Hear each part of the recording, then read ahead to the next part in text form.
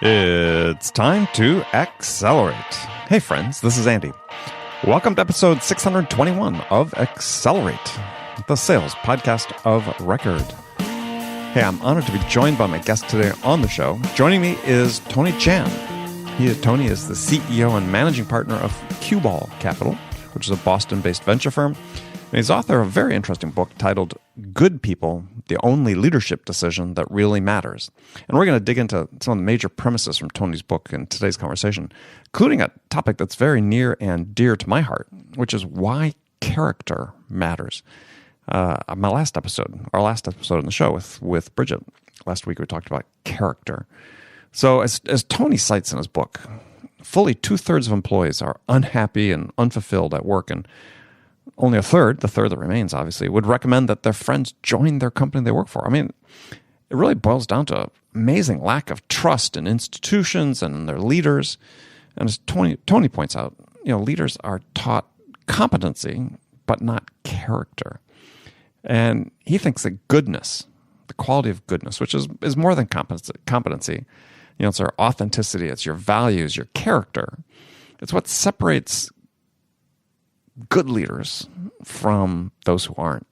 And we're going to explore how to identify and hire the people that possess the right values and character and turn them into leaders who in turn can develop other leaders. It's a great conversation. I think you'll really enjoy. So make sure you stick around for that.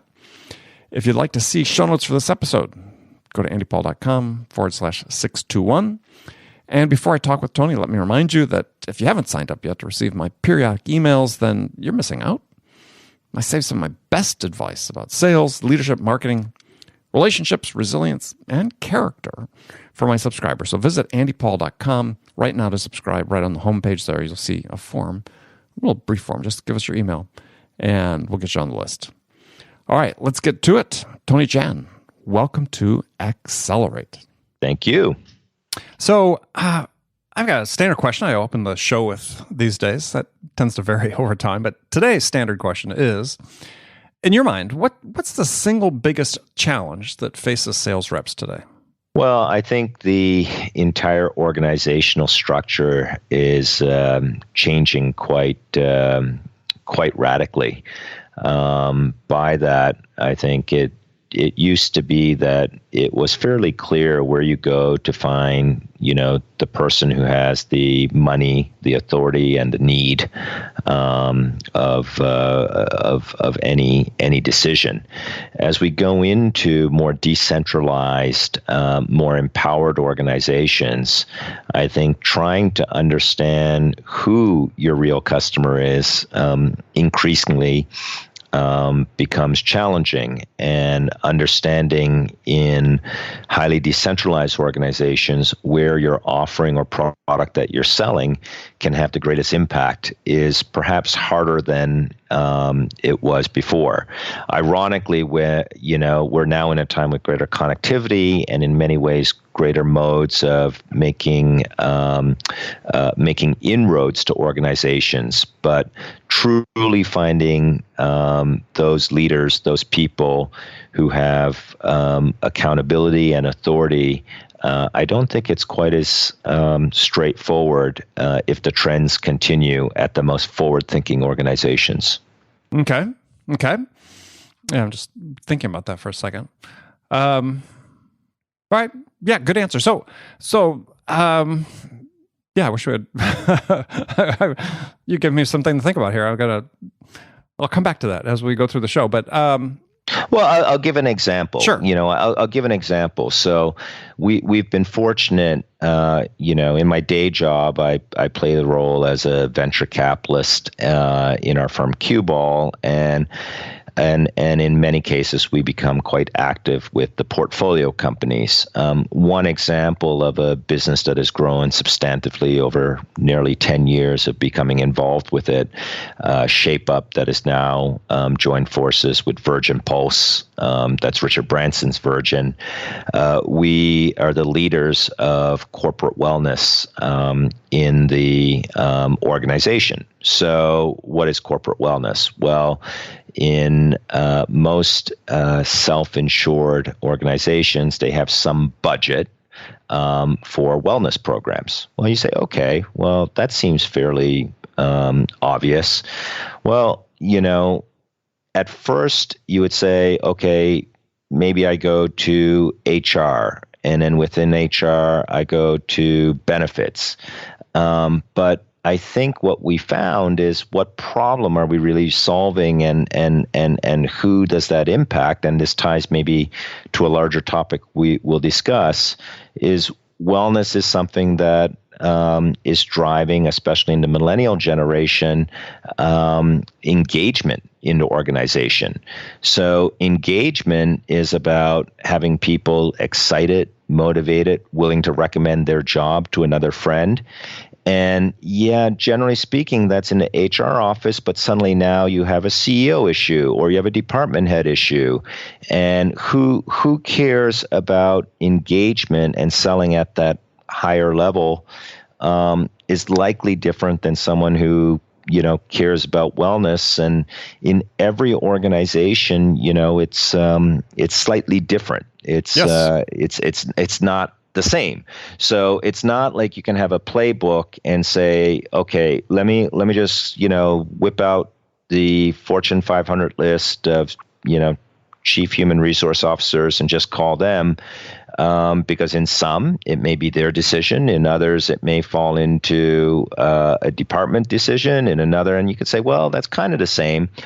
But the thing that's changing in organizations, if you believe the theses of people like Stan McChrystal and Tony Hsieh and others that have written about systems thinking and systems organizations and information being disseminated, increasingly the most forward-thinking organizations are trying to put that decision-making at the point where someone has the most information. And, that it's not immediately clear who would have the best information as to what, the why, the how that drives engagement inside an organization. And that's, so it's never as straightforward, I think, as we make it. I think as we move from kind of top down, pyramidal, command control organizations to more decentralized hierarchies of organizations, I think there's great benefits, but I think it's also not always clear who can make the decision. Yeah, and I think the critical point you brought up is, and so what's happening in my reading of with the companies I work with and doing what I do, is that, yeah, at the same time where it's becoming less obvious who that person is with the most information, is that companies are becoming more rigid with their implementation of their playbooks. Right. And so we've got this disconnect that's happening where, what we're doing is I see this with account-based sales, account-based marketing is we're selling to personas instead of selling to people. That's exactly it. That's a better way of putting it. And it's becoming, to me, it's reaching sort of a critical tipping point, because I think we have a generational issue where people aren't learning the skill that you were talking about, is how do we find the person who, like I said, cares the most, has the most information. And I have my own example of that. Is I had a client I worked with, was one of the larger companies, sort of cover about half the United States, doing corporate delivery of meals. And this was a huge engagement issue, right, for employees. And they had, won't name names, but they had one of the largest tech companies around as one of their big clients.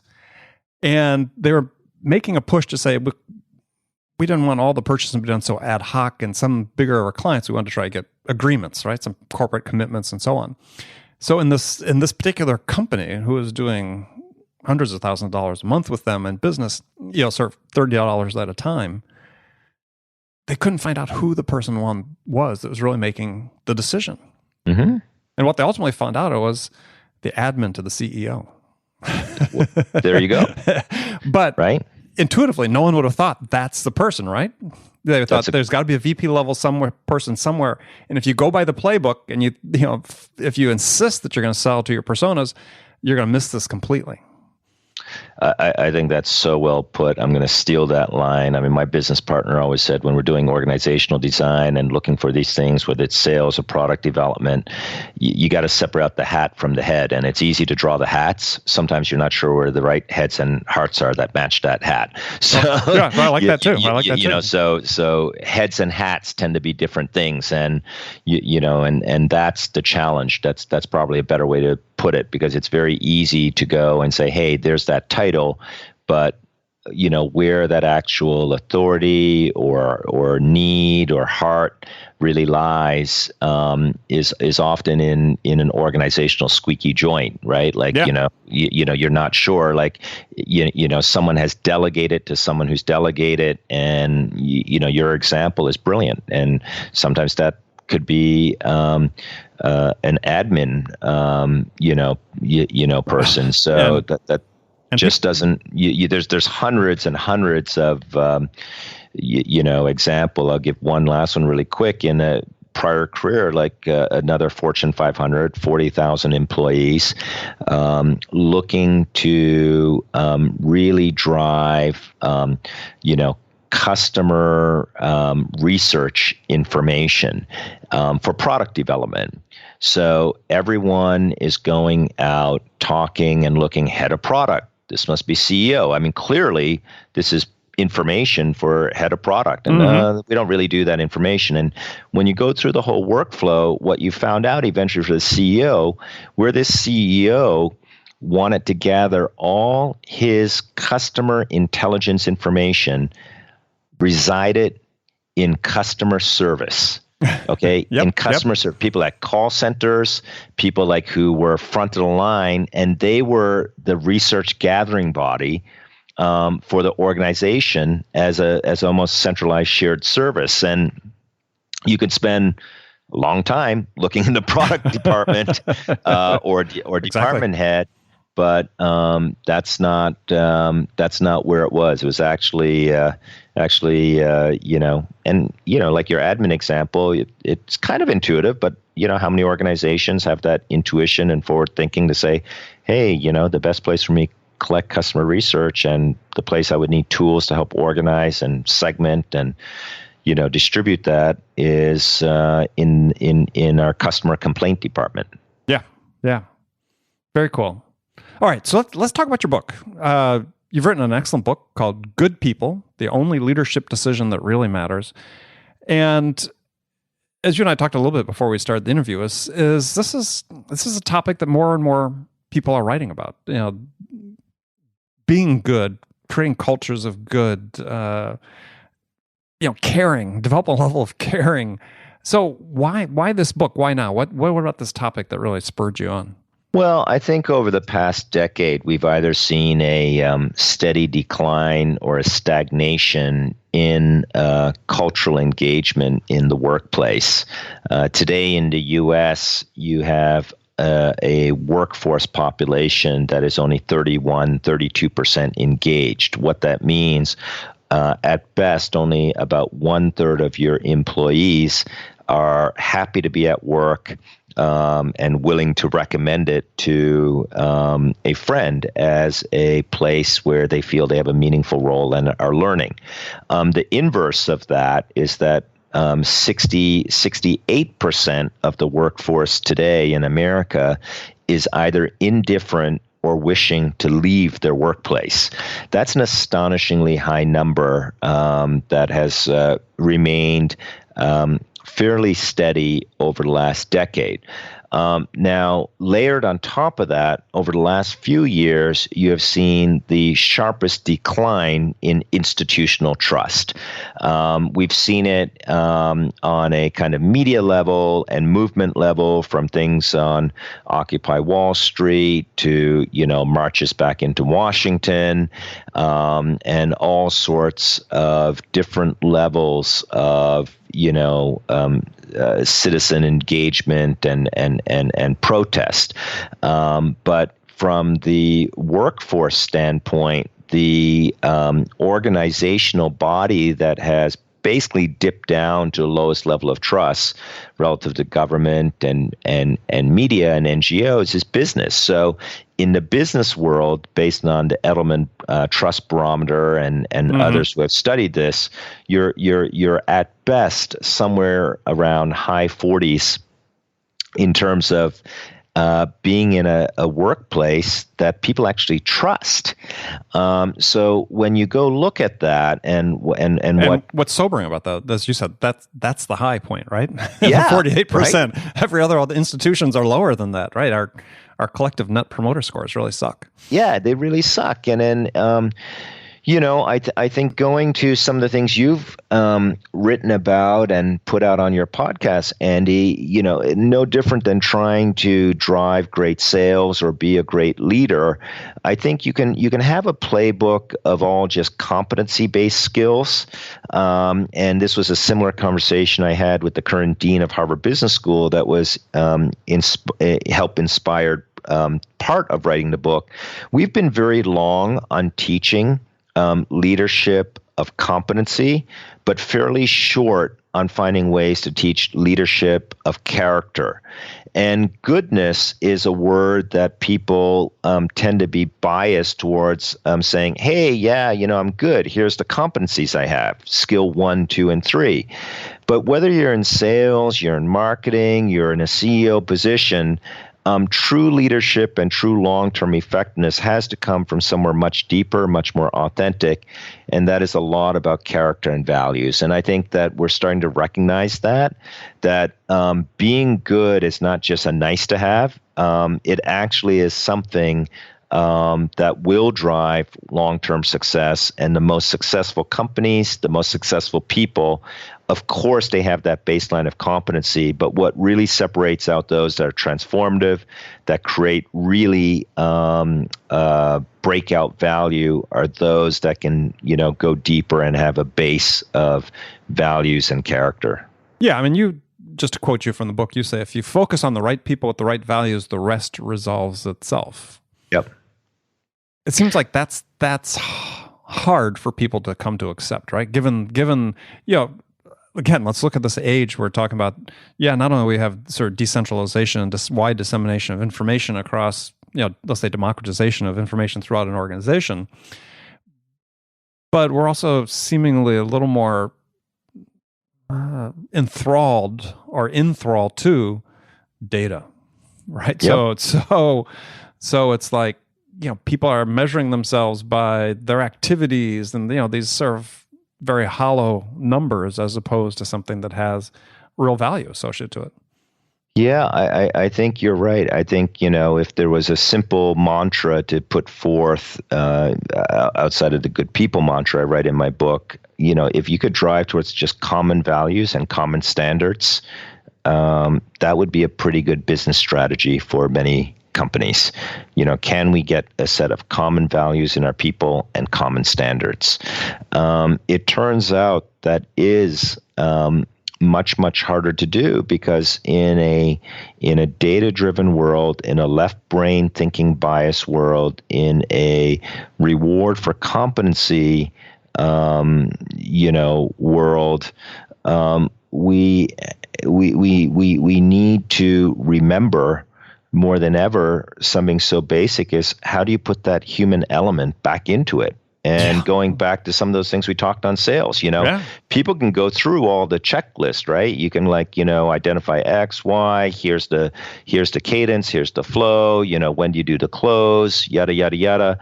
But really what I've found, it doesn't matter what role or you're playing, people who remember to be human and authentically help others become a fuller and higher expression of their inner selves, they're the ones that end up being the most successful, right? And increasingly so, I believe. I mean, going forward, I think that in an environment where we're going to see increasing levels of, automation, AI, machine learning, not to overdo what it will be, but it's coming, right? It's going to be ever present, is this idea of being able to form human relationships is something that's outside the scope and province of a machine. And I think you're going to see the revenge of being human. Yeah. Yeah, well, I think that if people can master, Jeff Colvin in his book, Humans Are Yep. Underrated, uses this term is we need to become more intensely human, and those of us who can stand a better chance of succeeding in the long run. Couldn't agree more.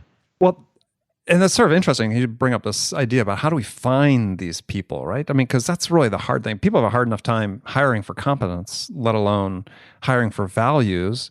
And you have, there's a professor from Yale that had published a piece in the New York Times over the last year talking about, research they're doing showing that when they're interviewing candidates for jobs, that actually there's a higher correlation to success on the job if they hired people without an interview, just based on their track record and their their resume, right, Mm-hmm. and their GPA. That interviews are sort of confusing things. So it's like, how do we put this together so people can hire people with the right values, bring the common set of values together? Well, in my book, I have a chapter on how to become a better judge of people, and I don't disagree with that premise that was put forth in the Times. The response is not that we shouldn't interview. It is, how should we interview differently? And I think going back to what I said earlier, I think we have cultivated a bias for interviewing for competency. Now, most of those things, you're absolutely right, or this professor is. You could just check those boxes off of a resume and background checks and look at the person's track record there. I mean, there's not much value add in double clicking on many of those things. I mean, if the person went to this top Ivy League school, had this GPA, had this promotion track record, all of those things are fairly obvious things to see. So in the interviewing process, the question is, how do we really interview for those character-based or those elements of goodness? And that just requires a very different mental model and mindset to see if you are asking the right questions. So let me give an example, right? The example that I give often is when people are interviewing, they say, "Oh, okay, no, Tony. I asked them about the soft side. I asked them about their character." I said, "Well, what do you ask?" And probably the number one thing people say they ask, "Well, I want to get a little bit deeper. I really want to understand the person's greatest weakness," right? and so I said, "Great. Well, it turns out that there is a almost Pavlovian response to that question. I'm sure. Where people answer in one of three ways, right? Like the first is, Andy, I'd say my greatest weakness is, I'm too detail oriented. Yes. I think, that's probably it. If my workers had to point out one thing, is that I just really sometimes get a little too deep in those details. Then the second one is like, well, I've tried the work-life balance, but I'm so glad you brought this up. I think I really would say that my greatest weakness is there's just times I just work too hard. So, my strength is my weakness. I have a great work ethic, but sometimes, you're going to see when I work for you that I just work too hard. And then the third one, like the hallmark freaking card of them all, is like, sometimes people just say I care too much. And so, you really haven't learned anything, because we have learned how to answer the questions to be asked. Sure. So people say, well, okay, what do you do? Well, you can do a couple of things. So I'll give one that is off interview and one that's on interview. If you don't want to do the interview, I would say, well, if you had a 2-hour block to really try to hire someone that was really important as executive leader, what we like to try to do with any of our CEOs is is minimally have a meal with them. But one of the things we put forward from one of our last partner discussions is, hey, can we try time to time, if someone's really, really important, why don't we invite them over to one of our homes or our office and let's cook a meal together. There's something, because one of my partners said, I said, well, who's very, very successful, has created multiple multi-billion-dollar businesses. And he said, the times I have learned the most about someone is, just cooking a meal together with them, sharing an experience. So it turns out it's not necessarily different from how you would, look at like evaluating on dating. You can go just by the data and the personal profile on something online. But if you want to get to know someone, you're probably not going to go on your first date. Can you please tell me what your greatest weakness is? Cooking a meal with someone. But I think Adam Bryant was from the New York Times gave a great pairing of questions when we discussed this topic. He said, well, perhaps the best questions he's heard from interviewing is asking people, if you had to just choose a single trait from your mother and from your father, what would it be and why? Now, what's the design point behind that question? Why does it get towards someone's goodness or real character? Is that basically the types of questions you should be asking are ones that help reveal as opposed to ones that provoke rehearsed. And if you think about that, you get questions like that. I think it's such a great question of like trying to figure out what single trait someone would want to have from each of their parents and why. It's an example of a question that, is not necessarily rehearsed. Yeah, I like that. I like that a lot.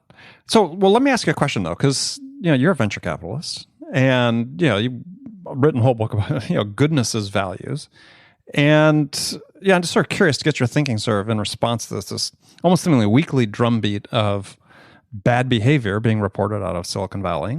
Venture funded companies, whether it's established big companies like Uber, or like Upload that they talked about last week in the New York Times, or social finance that's hit the paper right there.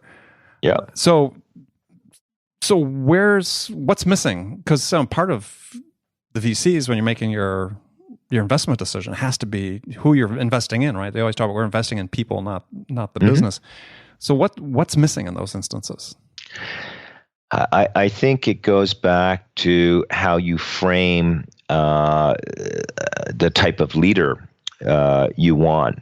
There are certain circumstances that I would say certainly warrant very strong command, control, pyramidal, authoritative systems. But by and large, especially in early stage companies, when you look at the trade-off that you can make if you want a egocentric top-down leader who is wanting to have as his or her metric as a barometer of success the number of followers they have, that is one modality. The other is what Tom Peters has said so eloquently many years ago, is that really true leaders are in the business of producing other leaders rather than followers. And I think that is the core and crux of the schism, of the issue in the Valley and other places, of what type of leadership at a most foundational level are you looking for? And my belief set and my premise is that long-term value and the most transformative value and the organizations that have the greatest retention, cultural engagement are ones where the leadership philosophy is one where the number one priority is when they say it's about people, they translate that into team building, which is translated into building leaders who build other leaders. Having people who know how to bring out the best in others by inspiring them to have the highest expression of their inner true self. And that becomes a very virtuous circle of positive culture. and a culture of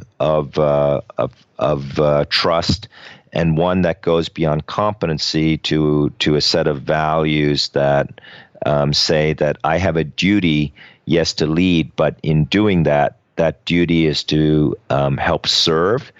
And it is as important to be that lifelong student as it is to be a teacher to others. Yeah. And the point you had made before is not a cult of personality. Exactly. So, what? Yeah, yes and no. So, generally speaking, I would say yes, but I think there's some pretty cultish, cool cultures out there that have formed because people generally care about each other. Oh, sure, and help each They're other. But I understand in the traditional, leadership persona, styles. Yeah, cult leadership of single point of failure.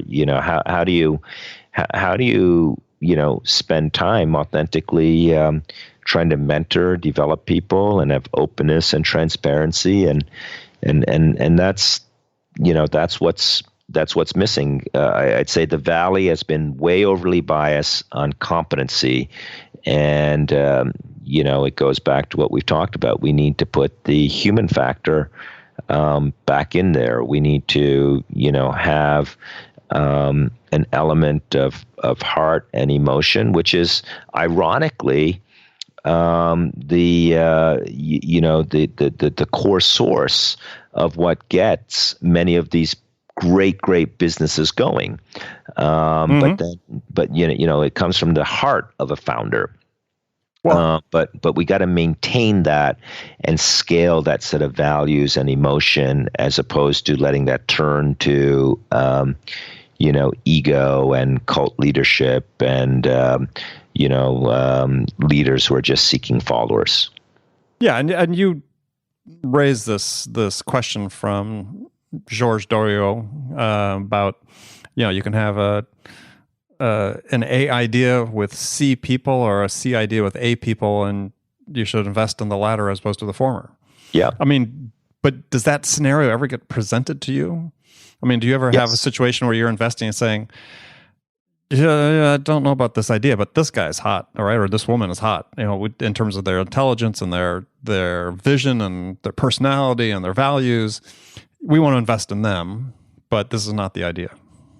Yeah, in fact, we're taking that. At our firm, we're founded with a human capital centric philosophy, meaning to be truly people first. And to be people first, in any decision you make, you think about, well, how does that impact the other people? What does this say about the person's character and ability? And our most extreme version of it actually came this week so we have not just a weekly deal pipeline, which is maybe more idea bias. We have a weekly people pipeline, where we review the people that we should try to get to know in our ecosystem or cultivate relationships. And this week, an idea was put forth by some of my colleagues, which I'm embracing, which is, look, we should just put down this set of people in our entire relationship ecosystem where we should just make sure they know it doesn't matter what idea they have. Whenever they're ready to start something, we're going to back them regardless, because we believe in their combination of competency, but we really believe in their character, ability to be self-aware, to listen, to imprint goodness on others. They represent the highest level of integrity, but by extension, leadership potential. And that's the extreme version. So the answer is not only yes. We've seen things where I'd say it hasn't been like totally off the deep end of a idea that is just complete crap and should go into sink disposal. But I think it's like there've been times where all of us sat around the table, including with the entrepreneur, and said, we're all collectively not sure what this is, but we just have such deep belief in your general theme and more important, who you are, that we should just back you. And we have. Interesting. Love it. Absolutely. All right. Well, unfortunately, we've reached the end of the show, but I do want to just finish with a quote, which I really love from the book from General Schwarzkopf, Norman Schwarzkopf, Desert Storm fame. He said, he remarked about leadership. Leadership is the potent combination of strategy and character, but if you must be without one, be without strategy. Ditto that. Excellent. Excellent. All right, Tony. So great to have you on the show. Tell people how they can connect with you and learn more about what you do. Yeah, well, thanks a lot, Andy. Well, for the Good People book, obviously go to any major online bookseller or aboutgoodpeople.com. In terms of connecting to me directly, you can find all the information at my firm's website, which is at cueball.com, CUEBALL.com. And my last name is spelled T like Tom, JAN. But as you've done, pronounce Chan.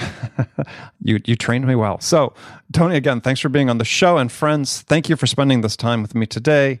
Make sure you come back, join me for our next excellent episode of Accelerate. Until then, if you get a chance, really appreciate you. Go to iTunes, wherever you listen to this podcast, subscribe, leave us a review. We want to hear what we can do to make this a better experience for you. So until next time, this is Andy Paul. Good selling, everyone.